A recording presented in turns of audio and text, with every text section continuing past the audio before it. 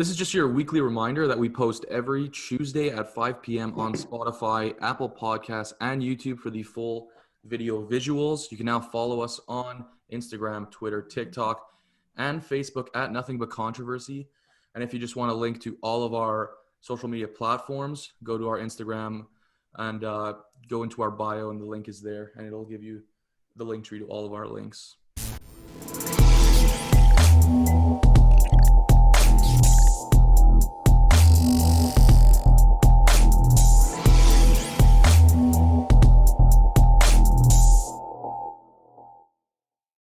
Well, what's up, guys? And welcome to episode 14 of the Nothing But Controversy podcast. This week we're filming on Sunday, as it is Selection Sunday, so we're about to watch that show right after this podcast. And yes, I am wearing green. It is St. Paddy's Day on Wednesday, and I am feeling lucky, for the record. But anyways, we are officially 178 days away from the start of the 2021 NFL regular season. Time is flying. It's getting closer, and free agent frenzy starts soon. There's a whole bunch of stuff going on. Anyways, before we jump into our first segment, I told the boys we're going to have a little four-way March Madness bracket challenge going on here. And basically, it's just going to be the four of us at Nothing But Controversy in the group, and there's going to be not necessarily a prize for the winner, but more a punishment for the loser. So how the ESPN tournament challenge works is that it works by like point systems. So like if your team that you pick to win the championship gets eliminated super early, like you're losing points hard.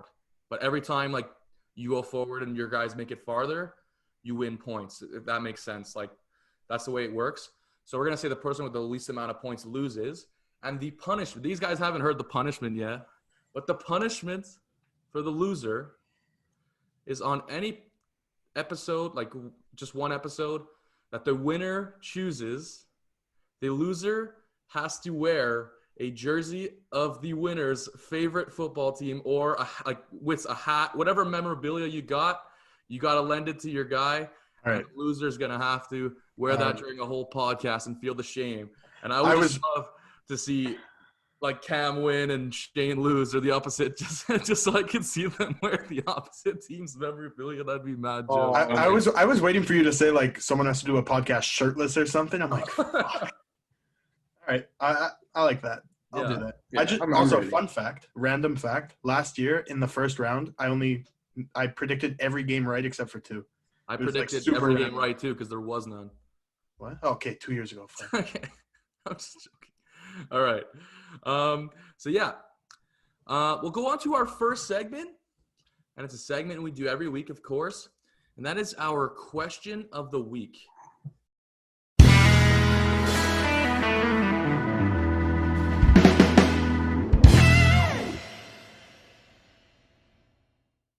This week, the question of the week is more of an open question, and it's kind of interesting, but it's who is a player in any sport that is not necessarily like a lock for Hall of Fame, but you strongly believe deserves to be inducted.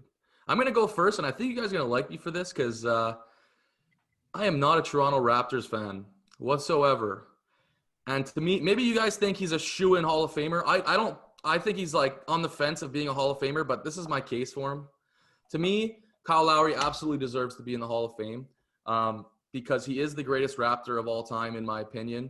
I always hated the Raptors, as I said, but I've always really liked and respected his game. Like, it's not a guy you could really like cheer against, I find. And like, he does have a ring as well to add to his resume. So that's why I think he deserves to be in there. I would be surprised if he didn't get in, but I think he really deserves to. I think more than more people like give him credit for, and I think it's also because he plays for the Raptors, right? And no one really covers the Raptors down in the States. No one really cares about them. Obviously, we talk about them a bunch, and we think this way because we're Canadians. But, like, I don't know. I feel like he doesn't get the respect he deserves. I like that answer a lot. And the thing I love about Kyle the most is how he actually turned his career around when he got to Toronto, because not a lot of people know this, again, because they don't cover the Raptors as much. But he was like a problem in the locker room, problem off the court, kind of guy in Houston and all that. And I think he played for Memphis as well. Yeah. Yeah, but he was not like his career very well could have been over if he kept on that track. So just the way he turned his career around too, I really, really respect that. And that's a huge part of, why I think he's a Hall of Famer as well. Mine, it's a little bit more of a joke, but it's not really a joke. I've seen articles going around about it lately, and that's Ryan Fitzpatrick. Okay, not Hall of Fame stat-wise by any mean, but just what he's done for the NFL and how he's done it and how many teams he's done it for and how, he's never been a fantastic, great quarterback, but he's consistently been a good quarterback for all these teams and just, making like that journeyman kind of experience. I think he just belongs in the NFL, in the Hall of Fame, not for his accomplishments, but just for what he's done for the NFL, if that makes sense. No, yeah. I think it's like not a lot of guys make a career out of being a journeyman, Yeah. So I like it. I respect his game a lot. He's the Kevin Glenn of the NFL. But in the CFL, everyone does that, I guess. Yeah. But I'm going to stick with the quarterback wave, and I'm not sure if you're going to like me, Dawson, but Phillip Rivers, I'm not sure if he's a lock. There's so many guys in this generation that are like locks. You have Roethlisberger, Eli. Peyton was a little bit before Rivers, but Brady, Breeze, like the list goes on with them. I think he's in their shadow because he never did win a ring, but yeah, to me, he definitely deserves to be in the Hall of Fame. I mean, he's been great for so many years. Obviously, his arm's starting to give out on him. I've said it before. I'll say it again. I hate watching him throw, but no denying the excellence. So I like that answer a lot. Even if he didn't play for the Colts. Even if he didn't play for the Colts last year, I really – he's always been like a top 10 quarterback in the league. Always, always, always, every year that he's played. I like that answer. There was a Hall of Fame for having children. X amount of kids. He would be in there. Cromartie. Good. Phillip Rivers. To be 100% honest with you, I had Phillip Rivers also. And it came down to me is everybody knows I'm a Giants fan, and everybody says Eli's going to go in. But the only difference between Eli and Phillip Rivers is the 2 rings. Yeah. Rivers threw for more yards in his career and more touchdowns and less interceptions. And Phillip Rivers is top 10 in wins all time as a starting quarterback. And he has 17 more than Eli does. So the only reason I see Phillip Rivers not making it is because he doesn't have a ring. Did Eli end his career exactly at 500? Yeah, he ended 117 and 117. That's crazy. I think he deserves to be in the Hall of Fame too, for the record. But that's the only thing with Phillip Rivers is like I said, there's just so many other guys from this generation that are like shoo-ins for the Hall of Fame. Like no doubt, like Drew Brees, Tom Brady, Aaron Rodgers, Peyton. Well, Peyton's already in, or he will be announced. Yeah. So like it just we'll see how many like tries he gets, but I hope he gets in. Yeah. Speaking of Giants, just random. Is Tiki Barber in the Hall of Fame, Shane? He is not. He's not? I don't think so, no. Right. I liked all those answers. Matt, respect. I like the Kyle Lowry answer. Yeah, I don't know. He was the first name that came to my mind, but honestly, I think he'll get in. But all right, let's just move on, and we're gonna go to our second segment. It's kind of just like a new one that we're just throwing in there. It's a random segment, and it's basically what would be your all-time dream starting lineup in the NBA. So we're gonna go with a starting 5 and a 6th man. That's what I wanted clarification on something. Is it someone who played 6-man his whole career? No. Or like if someone left out of your top 5, you can throw him left out of your top 5. Okay, cool. Everyone would put Lou Williams in. Yeah. I did put Lou Williams, to be honest. I just like it. I just respect it, bro. I just respect it. Right. Okay. It takes a lot of not everyone can come off the bench. It's high character for sure. Yeah, exactly. Okay. I feel like I have a list that it's hard to argue with, but it's also it's kind of weird. Okay. So at point guard, I have Steph Curry. Okay. I figured I needed 3-point shooting, and who else? Who's better to put than the best shooter of all time, right? So that's my reason. Yeah. I think I've said it before on the podcast. I think he's really great without the ball too, and he seems like a great guy to have in the locker room. Mm-hmm. I feel like everyone's gonna have MJ at shooting guard and LeBron at small forward. I mean, that's what I have. Not really. It's not really. I don't really need to explain it. I don't think it's the top 2 players of all time, and Yeah. Here's where it gets kind of interesting. At power forward, I put Tim Duncan. To me, he's the greatest like power forward of all time. Like listed as power forward, I guess. Mm-hmm. He's not the best big man of all time, in my opinion, but he's up there. I think Tim Duncan he's a great, first of all, he's a great leader. He has winning experience and he's great on defense. And, like it's Tim Duncan. I feel like all the guys that we say are not going to be really like to argue with, but yeah. At center, I feel like this was the hardest one for me. But I put Shaq. I just think that Shaq's the most dominant player of all time, and there's no one who could physically stand with him. His genes make no sense. His abilities makes no sense. And at 6'9", I put Magic Johnson. Because to me, I just wanted to put a guy who's going to come off the bench and immediately make everyone better. And there's when you're thinking about someone who makes up who's a teammate that makes people better, you think of Magic and LeBron James. Like Magic is like LeBron James is a little bit of a better Magic Johnson in my opinion. Like he's a bigger, like stronger Magic Johnson. But Magic Johnson was phenomenal when he played.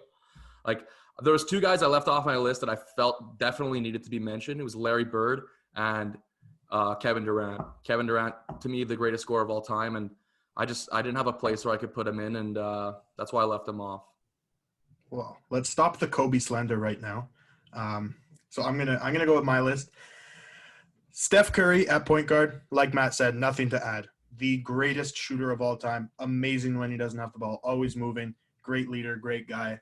But again, when you're talking about arguably 6 top 10 players of all time, leadership and winning experience doesn't really matter because they're all great leaders, have won before. Shooting guard, MJ, without a doubt. I somewhat cheated, I guess. Small forward, I have Kevin Durant. And then power forward, I have LeBron, just because I know LeBron's not listed and probably has never been listed as a power forward, but the guy's fucking huge. He can definitely absolutely play power forward. At center, I have Shaq, the absolute most dominant player of all time, I think. Like, not even close for me.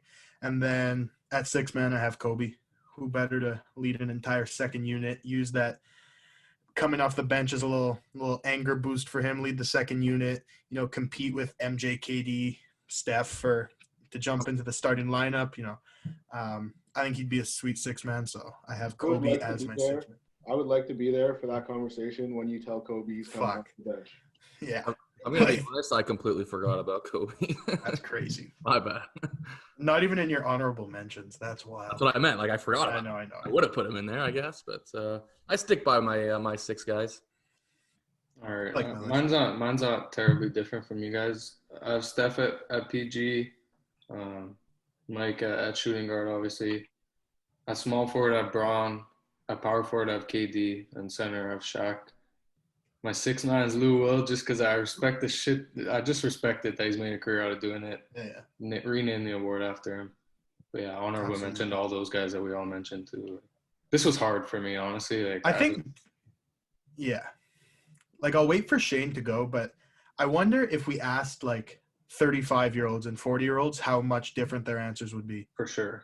Like, would they have Magic over Steph? Would they have, you know what I mean? Like, yeah. I don't know. I'm very curious. I kind of like cheated a little bit. I have 2 guys in positions that they don't actually weren't really listed at. But at point guard I do have Magic Johnson. I don't know. To me, he just kind of changed having a big body run the floor. Like he kind of changed the NBA in that sense. Mm-hmm. Like you guys said, he was LeBron before LeBron. So if he didn't do that, would LeBron be doing what he is now? Like we don't know, right? So I put him at 1. At shooting guard, I put MJ. Obviously, that was probably the easiest one I would have had to put in. At my 3, I have Kobe. One of the best scorers ever. I can't keep him off my team. At power forward, I have LeBron. Like Dawson said, he's just an absolute bully on the court. He could play all 5 positions. But at center, I have Shaq also. Prime Shaq was probably the most dominant player in NBA history. Like, it wasn't even fair. At 6, I have the best scorer, Kevin Durant. I couldn't find a way to put him in. I wasn't putting him over Kobe. So he's going to have to lead the second unit for me. I like that list too. Interesting. Yeah. I feel like, just going back to what you said, Dawson, about if we ask like 35 and 40-year-olds, Yeah. there's a lot of people that think that Hakeem is better than Shaq. Yeah. Like a lot of people, like it's probably like 50-50 what people think about that debate. Yeah. Probably. Here we go. All right, man. I mean, that was a good little segment there. I think there wasn't a lot of controversy there, but I mean, my bad, Kobe. I didn't mention you, but I wish I could have seen Larry Bird what he would have done in like today's NBA. I just wish we had a big character like that. Like. Yeah. Like my favorite quote is when he was like, he was in the 3-point contest. They were saying it a bunch like 2 weekends ago at the All-Star. He's like, Larry Bird would walk in and be like, who's shooting for second or something. Like, it was mad jokes. Yeah. But anyways, I guess we'll move on to our third segment, and that's a segment, of course, we do every week, and that's our bold prediction of the week.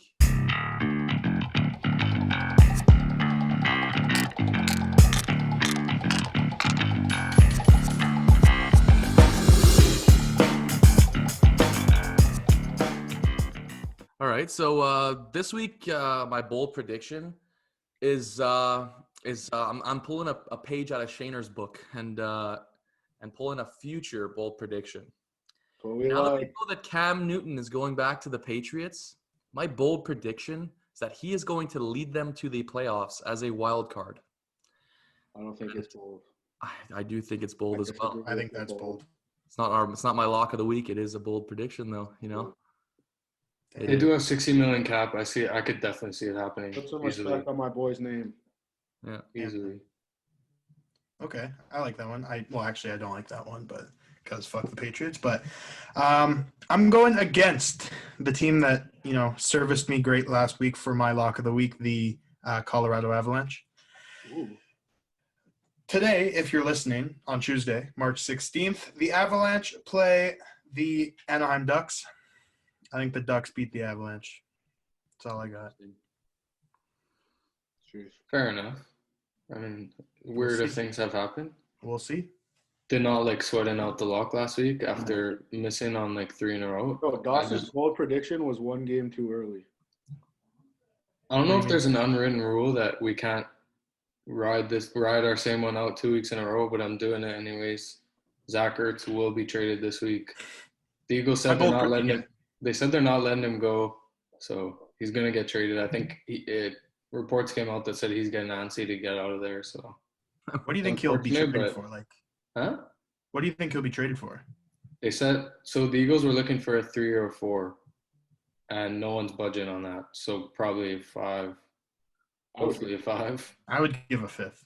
Huh? I would give a 4. I would give a 5. I would give a 4 as well. Yeah. It's just the only thing is he's making a 1.5. So it's a little bit steep for teams that are up against the cap. Yeah, there's a lot of teams that need tight ends this year. And there's also a lot of tight ends on the market. Like I think Jonnu's going to free agency now. Yeah. Hunter Henry. Yeah. Eric Cook. That guy. Yeah. All right, Shaner. Let's hear All it. right. March Madness starts this week. Bold prediction: a 16 beats a 1. Interesting. I kind of like that. Which one loses? Gonzaga, Illinois, Michigan. Who's the other one right now? Probably Baylor. Baylor? Yeah. Yeah, Baylor. Well, it's not gonna be Baylor. Probably gonna be Michigan. I mean, I'll wait for the bracket to be released. I like that. That's a good bold prediction. It's only happened once ever. And really? He came back the next year and won. Yeah. Virginia lost. Who was it? I forget. I don't even know. Yeah. It's happening again. All right. Very interesting. I hope it's not Gonzaga because, spoiler alert, they're my pick to win. that would ruin literally everybody's bracket. Yeah. Yeah. Well, no matter what, it's gonna ruin everything. Well, when Virginia lost, they were like the number 1 ranked. Not just a number 1, they were the number 1 in the country. That's why it was so shocking. And of course, it had never happened until that point. I mean, good on them for coming back and winning it next year. But yeah, I mean, I kind of like that. It was a very out of the box bold prediction, Shaner. Respect. Shaner, you look lovely. That's all I gotta say. All right. Welcome. All right. Let's move on to our next segment.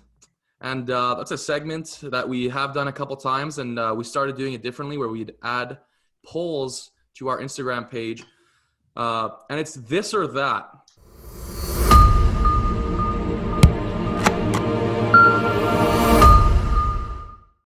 So this is just a reminder to go follow us on Instagram at Nothing But Controversy if you want to be a part of the polls that we post and the debates that we have.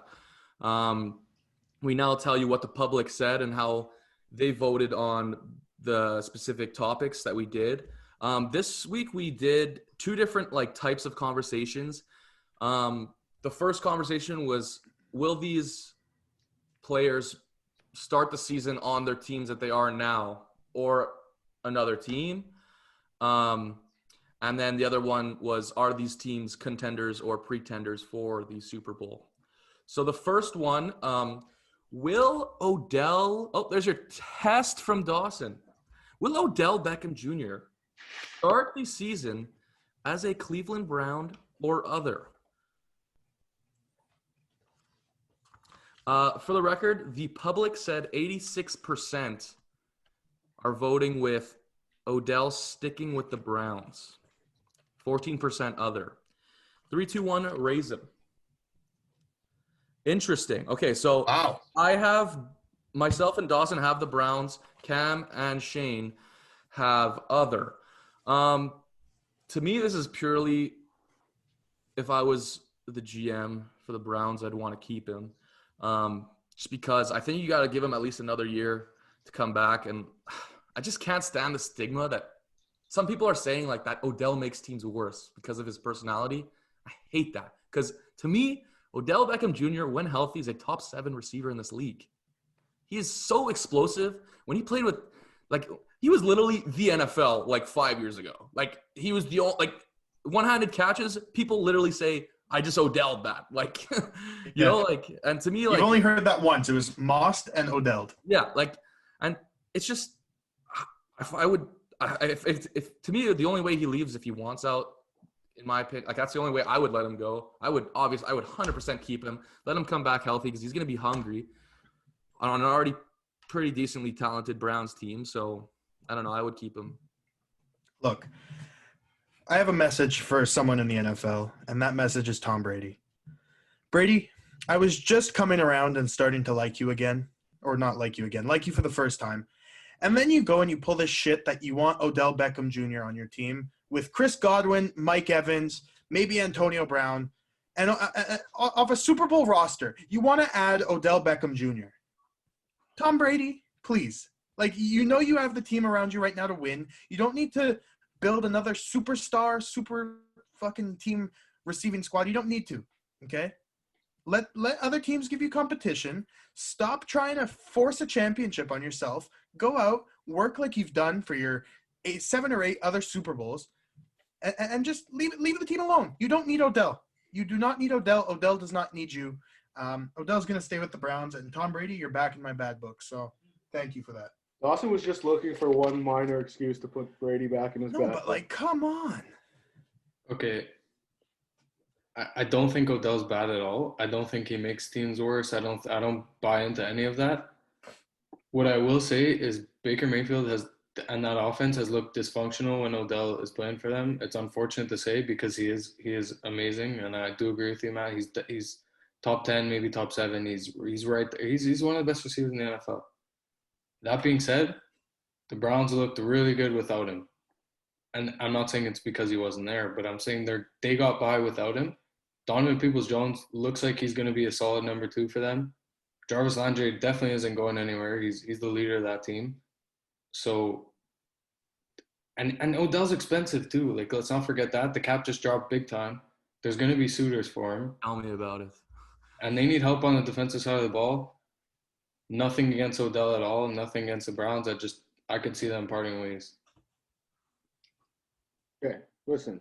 There's one guy on this podcast that knows what Odell can bring to a team. It's me. That man was one of the most electrifying players in the NFL when he played in New York. He was New York. He wasn't the NFL. He was New York. Everybody in New York knew who Odell Beckham was, even if you didn't watch football. Okay. The thing I have to say about the Browns is I find that Baker feels forced because of who Odell is, he feels forced to throw the ball to Odell. So you look at his numbers with Odell in the lineup and Odell out of the lineup, he's much better without Odell because he doesn't have to force the ball to Odell. Odell's way too expensive, especially for a team who's very run heavy. They rely way too much on the run to pay a receiver that much money. And they have a lot of holes at linebacker, and their DB core is not that great. So they can fix those problems just by getting Odell's money off the cap. So I think they should trade him. I'm not necessarily saying they will. I think they should, though. The one thing I will say is I know Kevin Stefanski really likes him. So that'll probably be a little bit of a hurdle, but we will see. I mean, yeah, if I had Odell too, I wouldn't want to trade him, but yeah, no. If it's going to make my team better, it has to be something you look at. Interesting. I see both sides on this one. Yeah, same. Mm-hmm. I guess I was more taking it as just, I don't know. To me, if I have a guy like Odell in my system, I'm trying to keep him, I guess. But we'll go into our next one, and it's, will Deshaun Watson be a Texan at the start of the year? Or will he be playing for other? The public voted for the Texans at a whopping 7%. And other got 93% of the votes. And let me just tell you, public, I disagree. In fact, okay, so I took the Texans with neither in brackets. I think that it's going to be this between Deshaun and the Texans management. The management are not going to budge on wanting to trade him. Deshaun is not going to budge on wanting to be traded. So he's going to hold out. That is my prediction. That's all I got to say. I said the Texans. Everyone else said other. Okay, so in my defense, I think he's going to sit out too. But then technically he's not really playing for anyone. So that would fall under other. That's why I said, okay, fair enough. I mean, I just took it as in he's a Texan. Look, he will never put on a Houston Texans jersey again. That bridge is burned. They could, give him a fucking $40 million signing bonus. He doesn't care. I think that bridge is completely burned. Like I said, I think he will hold out because I think the Texans management are delusional enough to think that, oh, you know what? Maybe if we take him out for dinner and blah, blah, blah, maybe he'll stay. But no, he's done. You have a dumpster fire of an organization. You have the worst owner in the NFL. He's not coming back. So I think he'll hold out because I think they're too stupid enough. They're too stupid to trade him, and they won't end up trading him. So he's not going to play, which is terrible because he's one of the most exciting and talented players in the NFL, and they're ruining a year of his career. I agree. I will repeat this narrative until the season starts, but the cap drop this year is more significant than anything I think, I've lived through for sure in terms of how it's going to affect the offseason this year.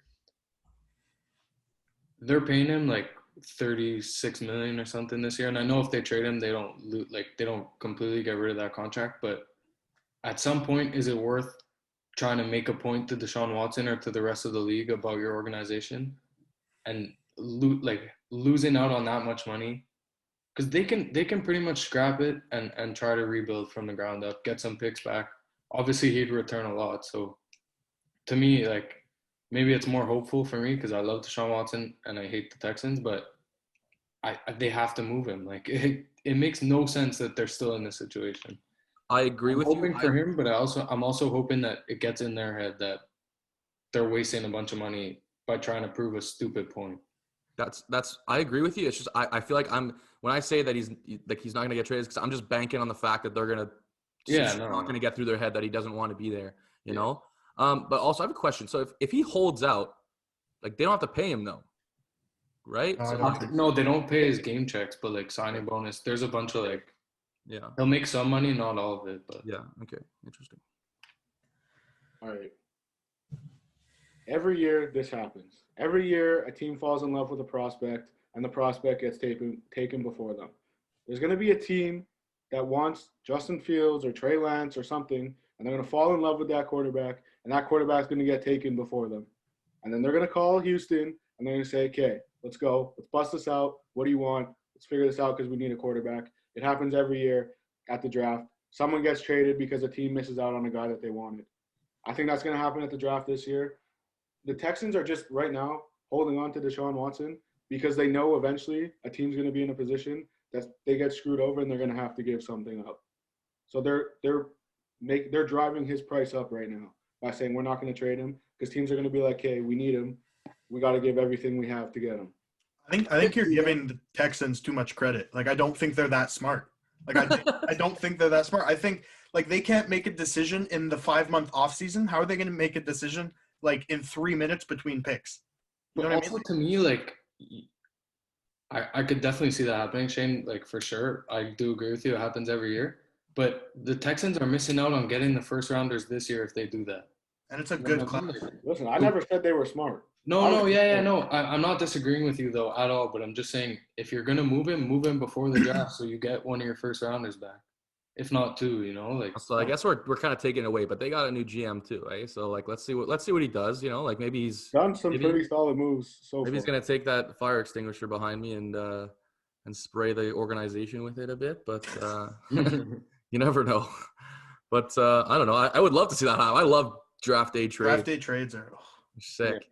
Vontae Mack, no matter what. Absolutely. Yeah, Let's move on. I've officially watched that movie, by the way. All right, we'll move on to our third, and that's will Russell Wilson be a Seahawk or other? The public went 60% Seahawks on this one. And public, I agree with you. I agree as well. Shane does not agree. And Cam agrees. Okay, so here's all what I'm going to say is it's really short. It's just I think that the Seahawks would get rid of their entire system before they got rid of Russell Wilson. And that's what I would do too. To me, like Russell Wilson is a generational talent. He will most likely make it to the Hall of Fame. He gives that team a better chance at winning the Super Bowl than most quarterbacks in the league. To me, you just gotta. I would also like to see them draft big men, you know. But yeah, I think he stays with them. I think these rumors are a bunch of BS. But I also heard a rumor saying that Chicago's preparing an offer that they won't be able to refuse, which I am intrigued by. Well, Chicago announced they're letting Mitch Trubisky walk this morning. So they're opening up for something. Look, I don't know how many of you listeners are in a relationship or have been in a relationship, but this Seattle Seahawks Russell Wilson thing just seems like a fight where neither side knows why they're angry at each other. Like, I get Russ is frustrated in a sense, but they've made the playoffs literally every year since he's been there. I think, like, something stupid like that. Like, I don't see why they're mad at each other. And, like, it seemed to have come out of nowhere. It's like the Seahawks woke up one morning and then said, oh, I had a bad dream about Russ, so I'm going to be mad at Russ. Like, and vice versa. Like, it doesn't make sense to me. I find it came out of nowhere. And I just can't see him being dealt. Like I said in previous weeks, they would fire Pete Carroll, change their whole system before getting rid of Russell Wilson. So I don't get it. The media completely stirred up this. Yeah. It started after one thing where Russ was like, I got sacked too much, but he wasn't blaming the O-line. He said, I need to be better and we need to be better as a team. Yeah. The media turned that into Russ demanding a trade and publicly saying he hates the Seahawks and whatever. Media's done it before, and obviously they'll do it again. But I don't see him leaving. No. If he does, like, let's say he does go to Chicago, how much better is that? Like, they just franchise tagged Allen Robinson, who doesn't want to be there at all. So, like, to me, he's way better off staying in Seattle. Well, maybe that changes if Russell Wilson's there. Huh? Maybe that changes Allen Robinson's mind if Russell Wilson's there. Maybe. But listen, all I'm saying is I don't actually think he's getting traded, but I have to ride with my bold prediction from last week that he would get traded before Deshaun Watson. Also, another thing I thought about before doing this is if Wayne Gretzky could get traded, anybody could get traded. Yeah, I get that. I don't know. For me, it's just I think it's a big media thing. Like Russell Wilson could literally be in the Seahawks facility right now laughing with Pete Carroll about how stupid this is. I agree. We don't know. I agree that it's all media. I agree that this is probably just a made-up stupid thing, but I have to ride with my bold prediction. Yeah. All right. All right, so we'll move on to our last like, I mean, I guess we did all football players, but it's will Sam Darnold be a New York Jet? The public, 40% of them chose the Jets. And the public, I have to say, I disagree with you. I believe he is going to be a New York Jet. Okay, so Cam and... Oh my God. Okay. All right. So Cam and Shane took other. I took the Jets, and so did Dawson. Dawson put he's going to be a backup after week 5. The only thing I wrote here is I'm getting a strong, like, Tua and Fitzpatrick vibe. Like, they're going to take Wilson at 2 and, like, groom him, you know? And Darnold's just going to be that guy. There's a very big difference between Ryan Fitzpatrick's mentorship and Sam Darnold's mentorship. I agree. But, like, it's definitely a person in the locker room you can relate to and has experience. A bust? You can relate to a bust? Like, I guess. All right. Anyway. I don't know. Like, he's got NFL experience. You want to relate to if you just went number 2 overall? I mean, being an NFL quarterback is a lot more than just what you see on the field. There's a lot of, like, preparation and, you know, things like that, which – no matter how shit you are, because Sam Darnold, let's be real, has been pretty shit. He knows how to be an NFL quarterback off the field. At least I think. So I don't think Sam Darnold would be very happy if the Jets drafted a quarterback. I don't see him. Definitely not. I don't see him helping that rookie at all. No, I agree. But I think the Jets are kind of in not a Texan situation, but. Like they're overvaluing Sam Darnold right now, I think, and no team is gonna meet their demands, even if he's their backup. So absolutely. Yeah.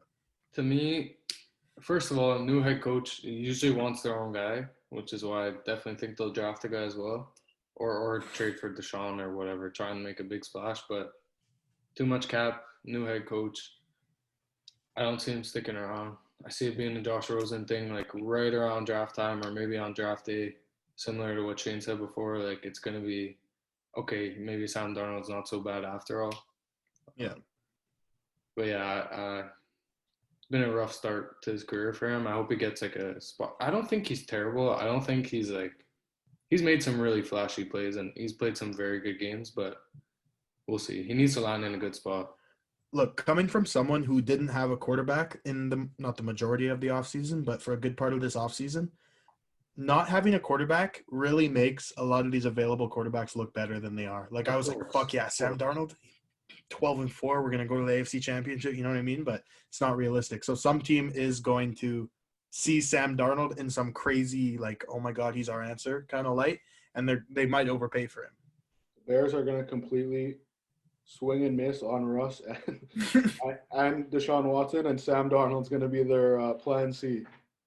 All right, so we'll move on to our second little discussion topic, and it's, are these NFL teams contenders or pretenders for the Super Bowl? The first team we started talking about was Dawson's Indianapolis Colts, and the public said that 60% of the public thought that they were contenders. And to be honest, public, I agree. Okay? And Dawson, I love you. All right. Love you, boys. We're all contenders. Okay. To me, I think they just have a great roster. They're not done making moves. And with that being said, me thinking that they're contenders, just me banking on Wentz going off. I mean, it sucks because they do play in the AFC, who has the best team in the league. But, I mean, their roster looks really good. I mean, I think they're going to be in the playoffs. I think they're going to win that division. But, yeah, I guess they're contenders. Look, anyone who voted pretenders just now, I have access to our Instagram and I can see who voted pretenders. So expect a message from me in the coming days. But no, like for me, contenders is someone who can make it past wild card weekend and contend to be, you know, in the AFC Championship and things like that. I absolutely think the Colts can. And I don't think it relies 100% on Carson Wentz going off. Because Phillip Rivers never went off last year. He had an average season. But the defense, the O-line, when you have a top you guys can fight me on this, a top 3 or 5 defense and a top 3 or 5 O-line, you're going to be in every single game. So for that, I think they're definitely contenders because, again, and we forget last year they almost beat the Bills in the first round of the playoffs too. So they can play with anyone. They beat the Chiefs 2 years ago, the last time they played. So who knows? We'll see. Obviously, Costanzo is a big loss, but other than that, they're keeping the band together, which I think is like obviously. And we have so much money. Well, that's what I mean. It's so hard to do that. So the Colts are in a better position than anyone else among like the big teams, you know. So yeah, just definitely contenders, no doubt about it for me. It wasn't even a debate. I've already said I think Carson Wentz is going to be in the MVP conversation next year. So. All right. Respect, boys. Respect. All right. So we'll move on to our next team, and that is, are the Cleveland Browns going to be contenders or pretenders, with the public voting 53% on the contender side? This one's close. It is very close. Fade the public. All right. So Dawson and Shane took contenders. Myself and Cam took pretenders. Cam, to be honest, I'm surprised you picked pretenders. Me too. It's not because they're bad. It's because the AFC around them is way too strong. I don't see them competing with the Colts, the Chiefs, even the Bills. Like, it is what it is. But I'm not saying they're a bad team. I'm not saying they're far away, but not this year. To me, like, the only thing I have to say is, to me, Baker proved me wrong this year. He got a lot better and showed signs of really, of being a franchise quarterback.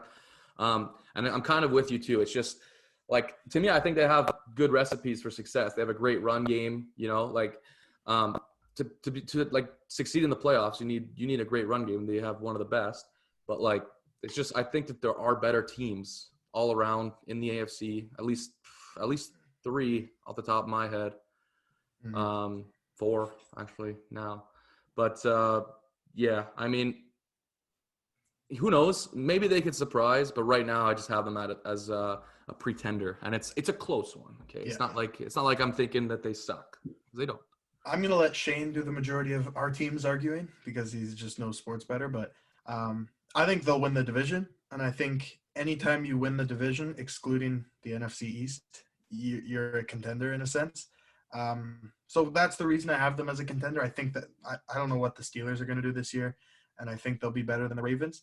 So I have them winning the division, but yeah, I don't see why they can't make a push, potentially playing in an AFC championship. So you never know. And when playoff football comes around, anything can happen. I agree that they're going to win the division.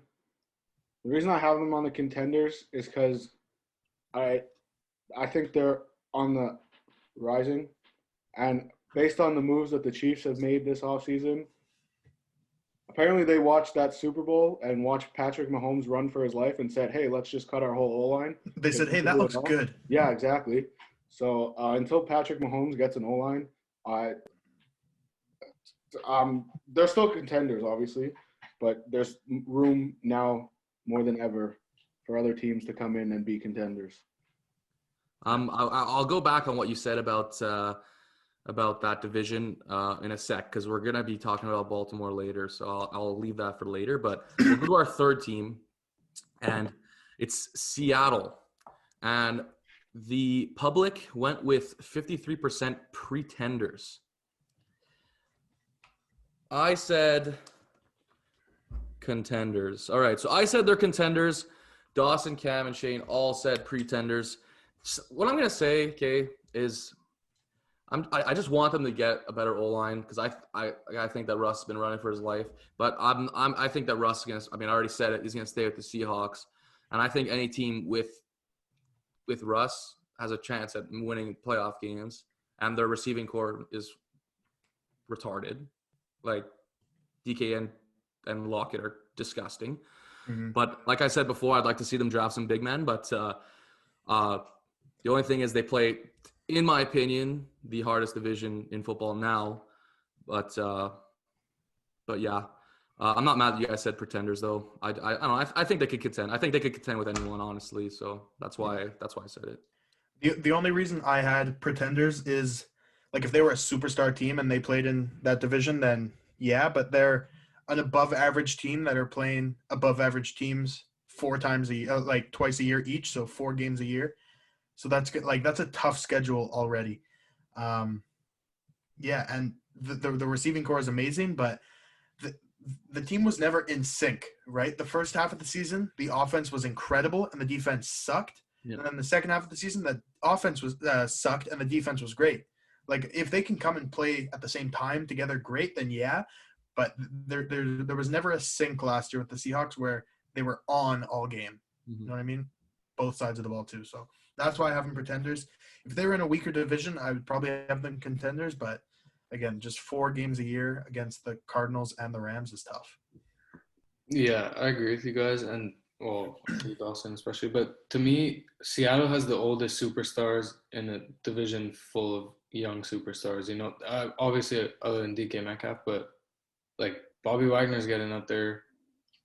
They're not young and they're not improving that much. Chris Carson might walk. Like, where do they go at running back after that?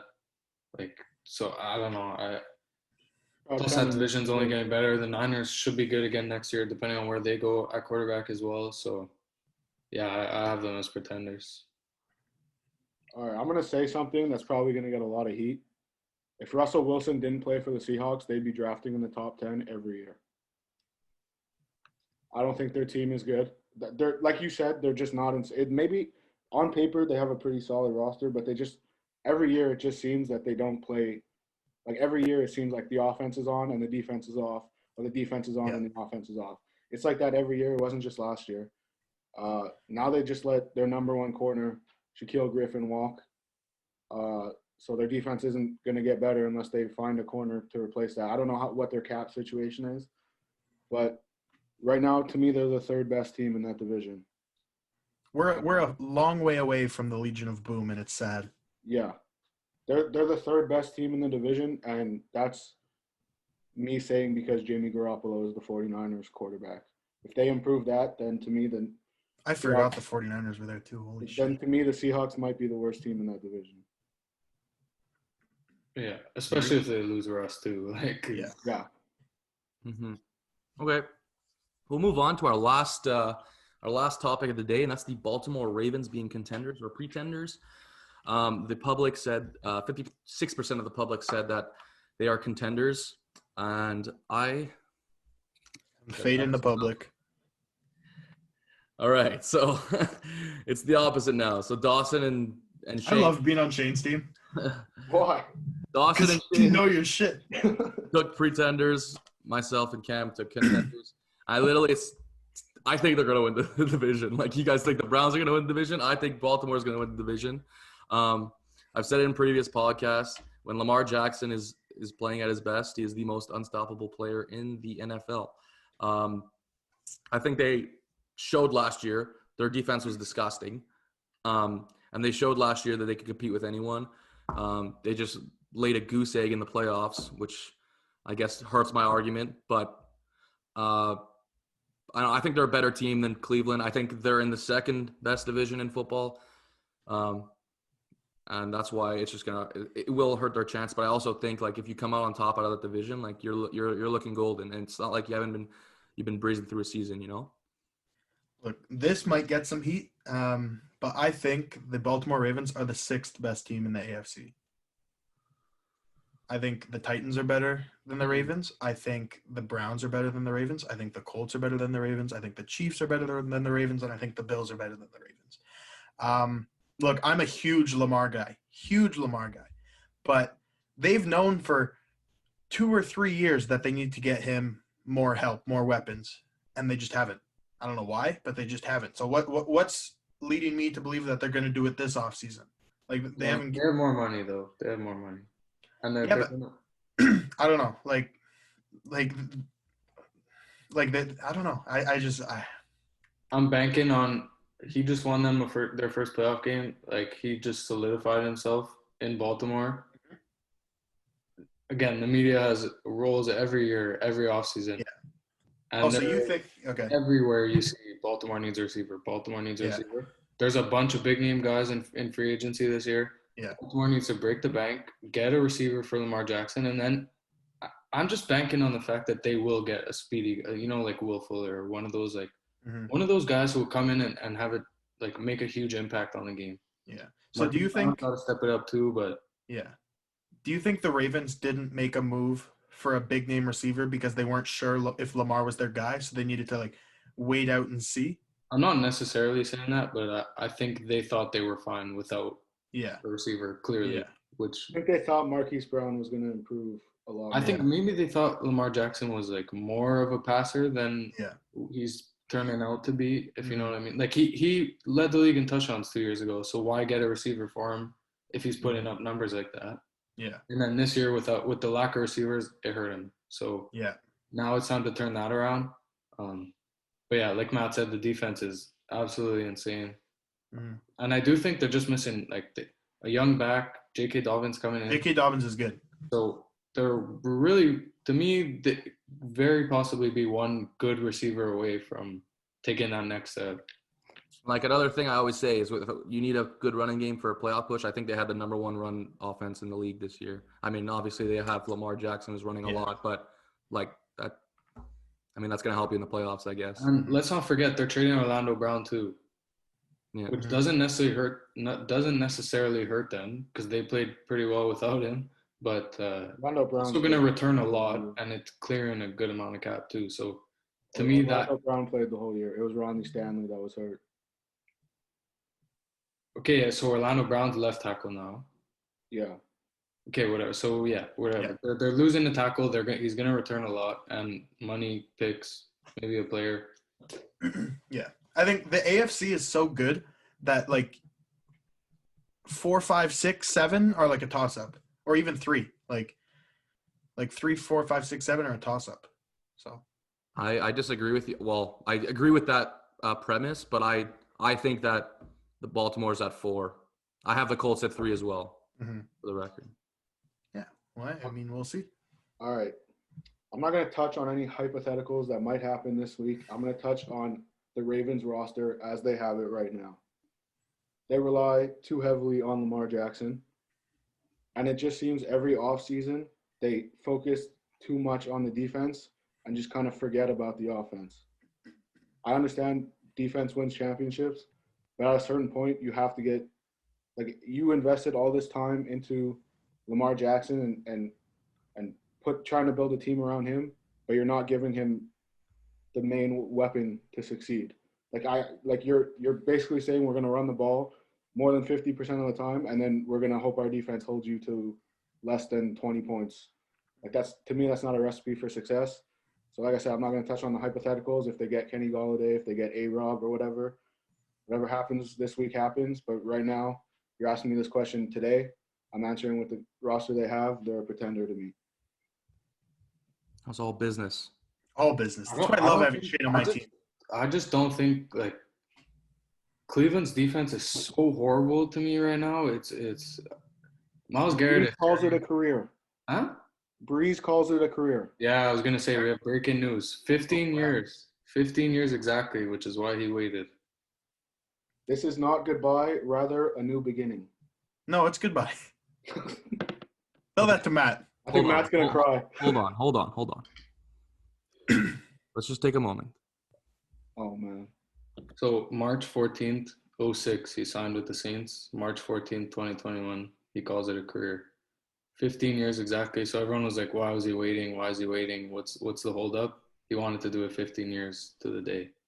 Wow. Pretty cool. Listen, to be honest, this is my first this is for the first athlete of 3 that I have been scared my entire fan career of these athletes retiring. Breeze, LeBron, Ronaldo. Correct. Okay. This is shocking, okay? I knew it was going to happen, but it is shocking. My heart is broken. Breeze, Drew, my buddy, I just want to say thank you for all you've done. Thank you for making me fall in love with the New Orleans Saints. Thank you for winning a ring down there. Thank you. Reggie Bush was the reason you fell in love with the New Orleans Saints. He's the reason why Let the man talk. Yeah. Can you let me talk, please?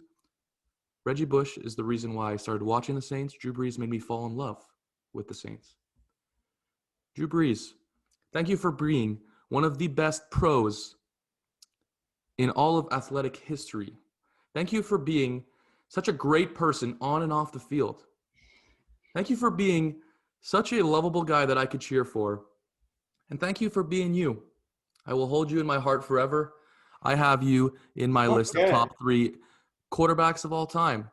He kind of is dead in the football world now. No, he's not. I can't wait to see you on, I think it's NBC. I hope you enjoy your broadcasting career, and I will be watching those games with a smile on my face, remembering the times with New Orleans. Did you have that prepared? I did not. That was fantastic. Thank you. All right, on with the show. I don't know how I'm going to continue. The NBC trivia time. That's all I want to know. It is time for our next segment, and it is a doozy of a segment, and that is NBC trivia.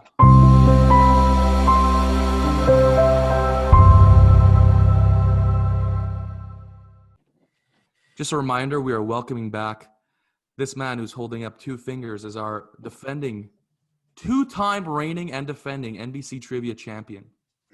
All I got to say, Shaner, is that this week it won't be as easy. I have prepared some very hard questions, and I don't want any harsh critics from my boy Cameron for being. Listen, if I get it wrong, I know they're not getting it right.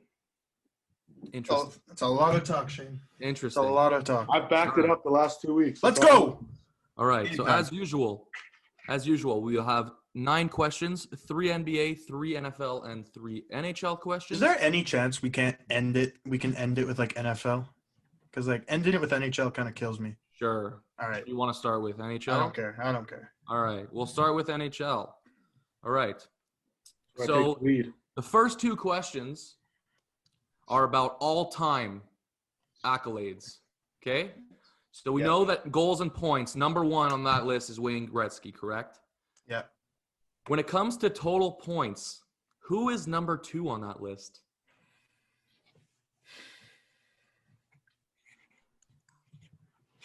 Five, 4, 3, 2, 1. Lift them up. All right. So Shane had I think Cam's got it. Cam got Mario Lemieux, and Dawson had Bobby Orr. Oh, Steve Orr. Steve Orr. I had these ready in. Hang on. Okay. Shot in the dark. I'm not good with those. I think Cam has it. Correct answer is Jaromir Jagr. Oh, I hate Shane so much. There was never a doubt. Ugh. Just like that, the defending champion takes an early lead. Fuck, why did we start with that? All right. We're going to go on to our second question. Wayne Gretzky has the all-time goals lead. Who is number 2 on that list? I don't know this one.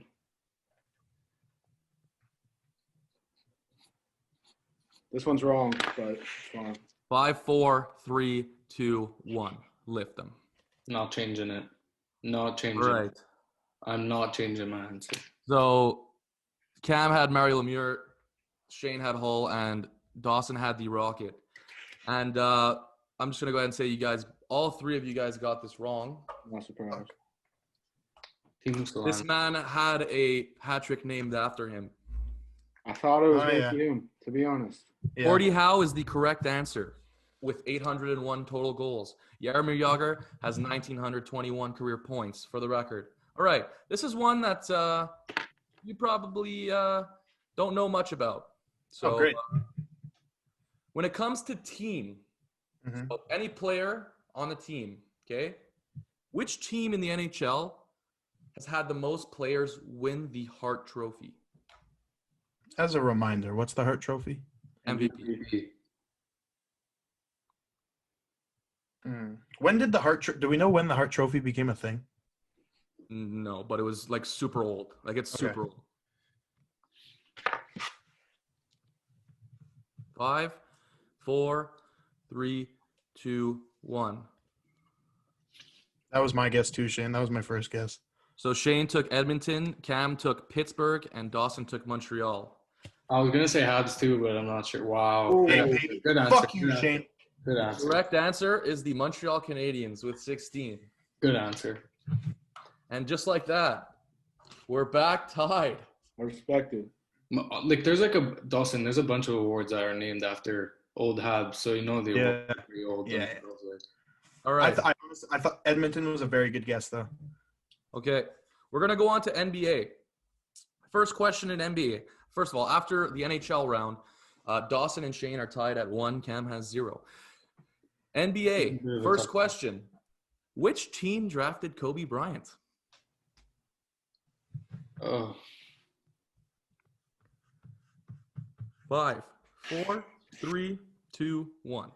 I don't know if they were the Hornets, but I know it was Charlotte. Yeah, I wrote Hawks. Damn, that's what I was. All right, it's okay. All right, so Cam took the Hawks. Dawson and Shane I knew it was an H team. Charlotte Hornets. Correct answer. And Dawson and Shane pull ahead from Cam. I'm coming back. All right. Question 2. Who is the NBA all-time career assists leader? Oh, 5, 4, 3, I don't know if this just got broken. But 1. let's go, Dawson. Wow, Steve Nash. Terrible answer. Steve Nash is from Cam.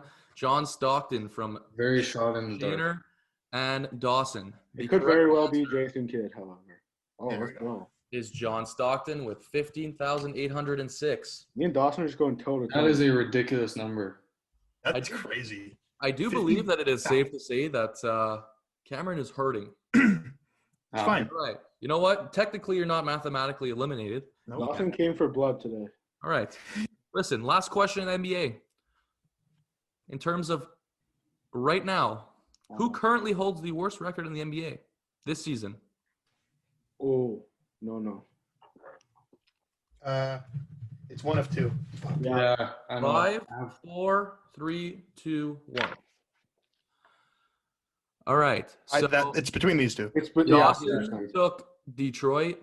Shaner and I Cam think, both took I think it's the You are, T-Wolves. you are correct to say that it is between those two teams, but there can only be one. I think it's Detroit. I'm freaking out. Let's go. Fuck, I knew it, bro. I knew it. The I Minnesota looked at it right before too when I was I looking knew at it. the locks and bold predictions. I knew it.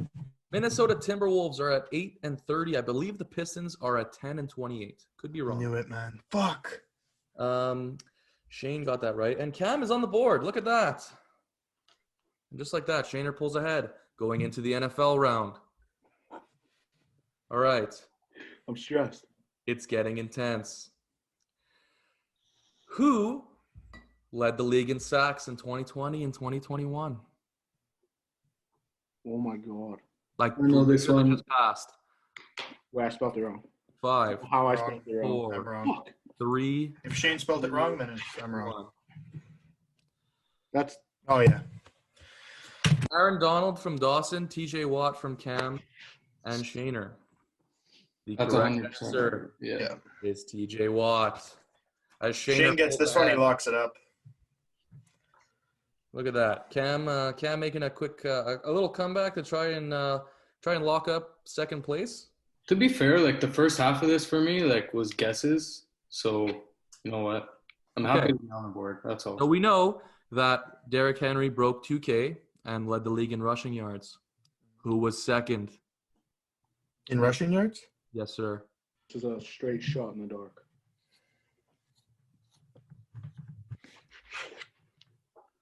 Dawson, please don't get this right. 5, 4, 3, 2, 1.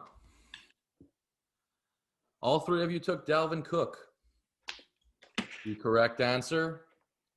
I was gonna say if all three of us have that, it's got to be right. And just like that, Shane is the 3-time champion. Shaner has won again. Would you guys Fuck! you Yeah. guys like to see my last question? Yes, I would love to. All right. So Stephon Diggs led the league in receiving yards. Who was number 2? I don't know. 3, 2, 1. D-Hop from Shaner, Kelsey from Dawson, and Cam. I had a K. I just had a K, bro. Sorry, but it was Travis. But the correct answer I was is looking at it before. That's why. Yeah, I was looking at this like just before we started. congratulations to Shaner. You did well. Repeat. Shaner, how many did you get? 1, 2, 3, 4, 5, 6. All right, there you go. I got 5. You got 1, 2, 3, 4, 5. Correct. Cam went on a little four question streak at the end here. Congratulations, Shaner. You hold the crown once again. Thank you. I just threw my thing on the ground. The fucking Timberwolves. Oh my god.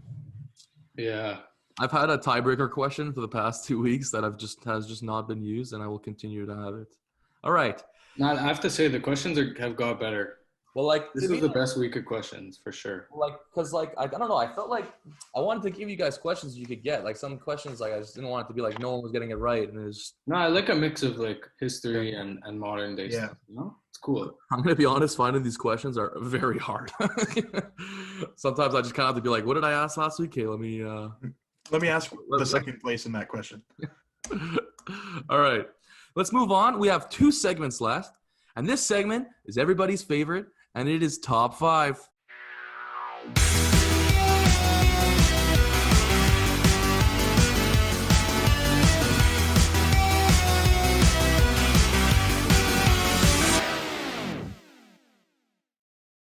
This week, we do top 5 favorite football players of all time. We already did favorite NHLers of all time when Pressbox Chatter gave us a little visit. And now it's time for NFL. At number 5, Alvin Kamara. I bought his jersey. I fell in love with him ever since he started playing with us. Honestly, he's just going to be one of my favorite players going on through his career. I hope he decides to stay in New Orleans. I mean, they just locked him up long term, so that's good. Number 4, kind of off the board here. So I have 3 Saints. Number 4 is not a Saint. It's Percy Harvin. I was a big fan of this man growing up. I thought he was electric. Seeing him return was almost as electric as seeing Devin Hester return, but no one really compares to him. So we're going to leave him out of that conversation. But Percy Harvin was a great receiver as well. I'm a big receiver guy. So that's why he's on my list at number 4. Number 3, Reggie Bush. My first favorite player ever. The reason why I started liking the Saints is because Reggie Bush got drafted by the Saints, and I watched Reggie Bush at USC. Was maybe the most electrifying college football player of all time. Maybe. But number 3, Reggie Bush. Number 2, Calvin Johnson. My favorite receiver of all time. I will say it every time we talk about him. I was shocked, disappointed when he retired, and I will never forgive him. I always wanted to see him succeed in this NFL, and I don't want anyone ever to compare anyone to him until I see 3 people on press coverage against him. That picture of the Saints going triple coverage on Calvin Johnson is just amazing. I know it's the Saints, and damn, but like Calvin Johnson's that dude, man. He made so many catches in the end zone. With 3 guys draped all over him. It was ridiculous. Number 1, I just had a great farewell speech about him. But Drew Brees, one of the greatest pros I've ever witnessed, my favorite player of all time, and it was easy. I like it. Any honorable mentions? Randy Moss. Another one. Randy Moss, I loved Randy Moss. He was hilarious. I loved watching Randy Moss play. Ocho was not on my honorable mentions, but he's definitely up there. I'm trying to think. I feel like I had another one. If I remember, I'll tell you guys. I'm going to start mine off with an honorable mention, actually. Honorable mention to Andrew Luck. I've never hated and loved someone so much at the same time. Like, fuck, you broke my heart, dude. You broke my heart. At number 5, like Matt on his list, I have Calvin Johnson. There has never been a player more exciting to watch, in my opinion, at the receiver position than Calvin Johnson. He was extremely dominant. For all my individuals who play Madden Ultimate Team, 99 overall Calvin Johnson, pretty much unstoppable. Number 4, the first Colt on my list, my favorite receiver, my favorite Colt receiver of all time, Reggie Wayne. Love the man, great pro. Nothing more to say. Just absolutely love the man. Number 3, shout out to my boy Shane. I actually asked him a question about him earlier, and that's Tiki Barber. Another one who left us too soon. I don't know what it was about him. Loved watching him play when I was young. I read his book. He wrote a kid's book, which was amazing. I was literally talking about this with Shaner literally like 2 days ago. Do I have it here? It's called Kickoff. Yeah. Him and his brother, Rondé Barber, wrote a book about their childhood. Great book. Wonderful book. Great book. I also have read that book like 20 times. Yeah, me too. I read it so many times. So many times. I also have his autobiography on my shelf right there. So Shane, if you ever want to read it, you know where to get a copy. And so he's number 3 on my list. Number 2 on my list, my favorite receiver of all time, not talent-wise, although he was extremely talented, is Mr. Steve Smith. Carolina Panthers, Steve Smith, Ice Up son. Come on. Amazing. And then number 1, I think you guys can all guess it, the Sheriff, Mr. Peyton Manning. Not more to say. He's the reason I fell in love with football. He was a very good pro as well. Absolutely. And so funny. He's hilarious. So funny. Hilarious. Second funniest Colt of all time. Pat McAfee. Yeah. I'll start with the honorable mentions as well. Mike Vick, man. That's who it was. What a guy. But a little bit too controversial to have in my top 5 of all time. Yeah, I wouldn't say what a guy. Many people who there's many people who haven't let go of what he did. So, what'd you say? I said I wouldn't say what a guy. I'd say what a football player. Look now, like, okay, yeah, what a guy maybe 15 years ago. No, yeah. I know. I'm just joking. Now I know, but I'm just saying there's too many people that he's still catching flack from for something that he did almost 20 years ago. So quick story, actually. When I was a kid, I went to the Reebok store once, and this is when Reebok had the license for NFL jerseys. And it was right after all of this, and I went to the store, and as I was at the store, they're taking all the Mike Vick jerseys off the shelf because they couldn't sell them. They had to literally throw them out. Yeah. And I'm like, yo, can I have one? And they just gave me a Mike Vick jersey. That's sick. Yeah. Sheesh. Yeah. But yeah, no, I loved him when he came to Philadelphia, but he's staying off my top 5 for the obvious like shit that he went through. Mm-hmm. Randy Moss as well. And all the Eagles greats that I didn't get to see. But at 5, I have Ocho, man.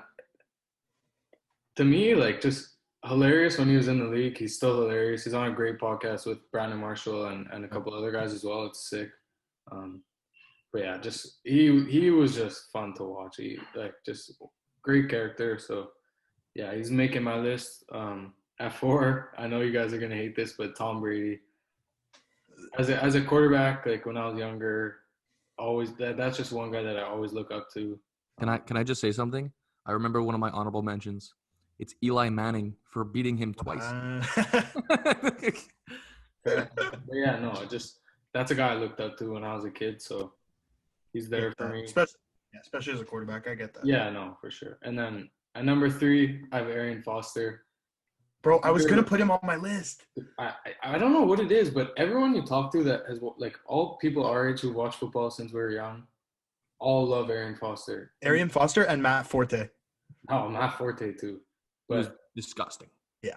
Just he was electrifying to watch. Honestly, he could run you over. He could break your ankles. So always loved watching him play. Getting into the Eagles guys here. At number 2, I have Deshaun Jackson. First jersey I ever owned. Absolute beauty. Loved it. Constant deep threat, even at almost 40 years old now. So love that guy. And then number 1, I have LaShawn McCoy, Shady, my dog. Always love that guy. He was the heart of the Eagles for a long time. So I'm riding with him. My favorite player of all time. Quick shout out to my 2 favorite Eagles, Donovan McNabb and Brian Westbrook. Brian Westbrook, I will never forget that guy. Oh my That God. was a problem. I'm surprised you didn't honorably mention your boy Carson Wentz.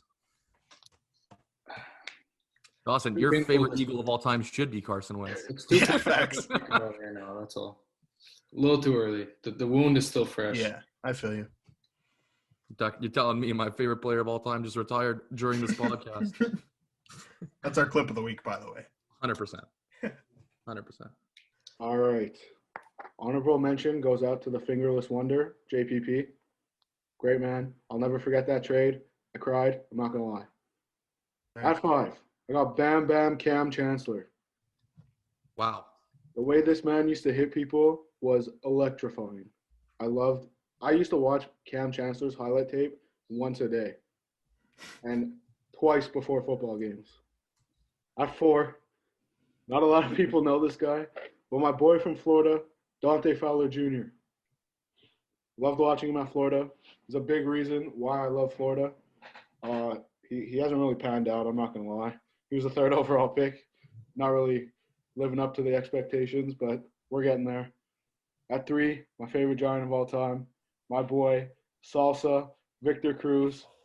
Oh, man, was he ever electrifying. I don't know where this man came from. A little undrafted free agent.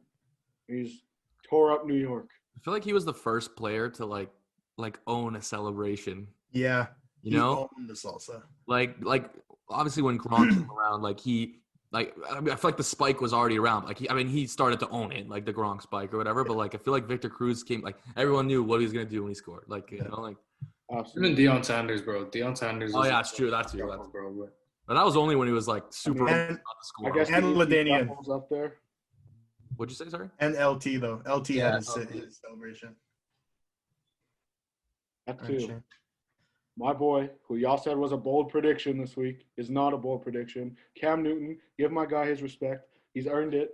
He just had one bad year because of injuries. He earned his respect in this league. I don't want to hear you ever put the words him leading a team to the playoffs as a bold prediction again. At 1. After this year, it's fucking bold. Not really. They finished, 7-9 and almost made the playoffs? I think they almost made the playoffs. I don't think they almost made the playoffs. I think they got Miami was 10-6. Yeah, the Colts almost missed the almost playoffs. I think they were only mathematically eliminated in week 16. I would fact check Might have that. to fact I check. don't think your math adds up, Chief. I might have to fact check it, but I'm pretty sure it was late in the year when they got eliminated. Number 1, the man with the greatest interview of all time, outside his house, doing sit-ups, Terrell Owens. I thought you were going to say Richard Sherman. Absolutely not. Terrell Owens, love that guy. I don't know why he played for the Cowboys and the Eagles. Not quite sure why he's on my list. But he's number 1. He's always been number 1. Will always be number 1. Right where he belongs. Get your popcorn ready. I just have a really funny comment to add just quickly. When Shane said that he watched Cam Chancellor's highlight tape once a day and twice when we used to watch football. So as you guys know, I'm a big dude. I played O-line, D-line. But for some reason, I would watch Tavon Austin's highlight tape as if that would inspire me to do something, like return a kickoff or some shit. Oh, it was Tavon Austin and DeAnthony Thomas. Yeah, DeAnthony Thomas, the Oregon clip. Man. But yeah, if you're a receiver or something, I get watching it. But I played O-line and I'm watching Tavon Austin house kicks as motivation. I'm sorry, there's nothing appealing or what's it called? Energizing about watching a guy throw the ball. So I think it's fair that we all watch the most electrifying players, No, for sure. It's even if you're on offense, you're gonna watch big hits to get you hyped up, Fuck yeah. Yeah. Fuck yeah. Anyways, that was a good top 5. It wasn't really controversial because it was all our own opinion. It was a lot of nostalgia brought to NBC. Mm-hmm. All right, let's go on to our last segment, the segment that we end every single week with. That is our lock of the week in terms of betting.